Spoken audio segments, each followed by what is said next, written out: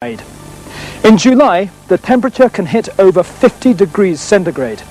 The amount of rain in a year adds up to no more than a few millimeters, and even then, there may be 3 or 4 years in a row when there's no rain at all.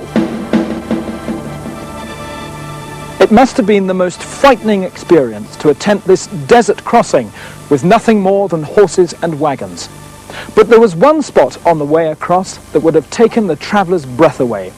They would have come across it very suddenly after slogging for weeks through the desert, and they must have jumped for joy. What they saw is just over there.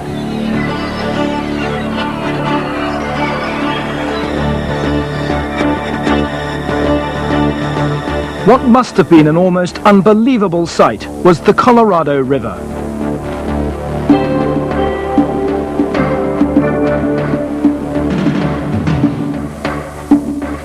Fed by water from rain and snow at its source in the Rocky Mountains, this magical strip of blue cuts straight through the desert from one side to the other.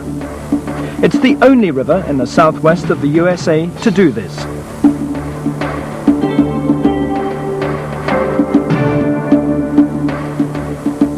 There are 25 other rivers in the United States that carry more water than the Colorado, so it's not a big river by American standards.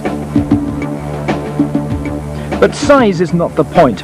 What makes the Colorado so important is where it is and what's been done with it. For well over half its length, it's not nature that controls the Colorado, but engineering, and that means dams. 20 of them have been built across the river to store water and generate electricity. In the last 600 kilometers of the river's course, there's scarcely a stretch of the Colorado left in its natural state. The river itself has disappeared. In its place, the enormous reservoirs that have spread out behind the dams.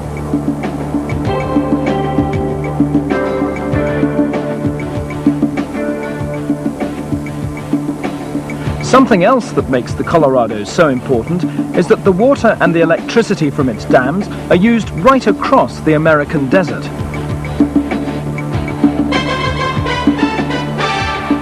Thanks to the desert river, there are desert cities, oases of glitter that either burn the Colorado's electricity, drink its water, or both.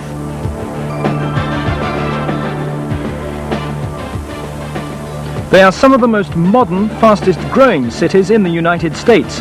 Like this one, for instance, Las Vegas, the gambling capital of America. A crazy fairyland that's lit up by Colorado electricity.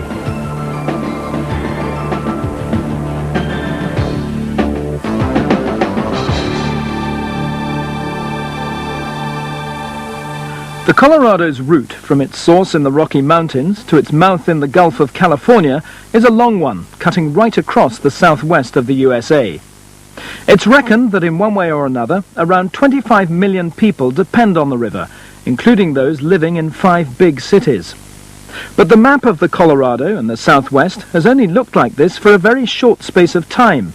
Not that long ago, it was a very different kind of place. At that time, and we're talking about roughly 60 years ago, there were huge areas across the United States of untouched country. It was also the time when the American government and the American people thought that if the map still showed an empty space, then there must be something very wrong.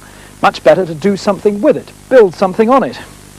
And what better example could there be than the Colorado River? 2,000 kilometers of untapped water flowing like some sort of miracle through the desert. Those empty spaces add up to about a quarter of the total land area of the United States. That is the enormous size of the country's dry zone, a region where it is still possible to go for hours without seeing a trace of anything to do with people.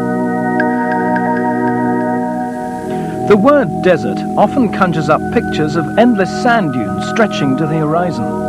Yet often, as here, deserts aren't like that at all.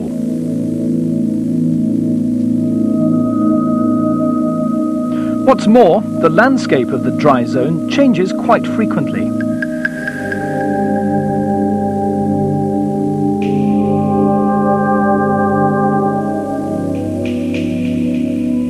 But there's always one thing that's true throughout. In the east of the USA, there's usually enough rain. Here in the west, there usually isn't.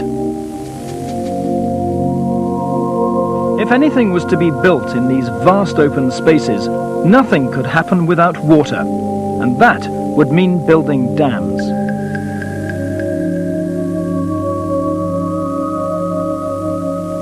In 1928, the site for the first dam on the Colorado was chosen, at a place called Boulder Canyon. It marked the beginning of the story of putting the Colorado to work. Nobody anywhere in the world had ever built a dam as big as this one.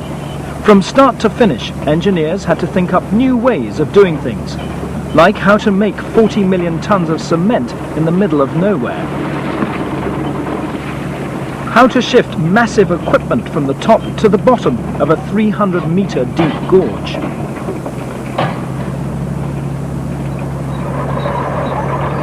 how to make the gigantic parts that would be installed in the power station, and how to transport them there,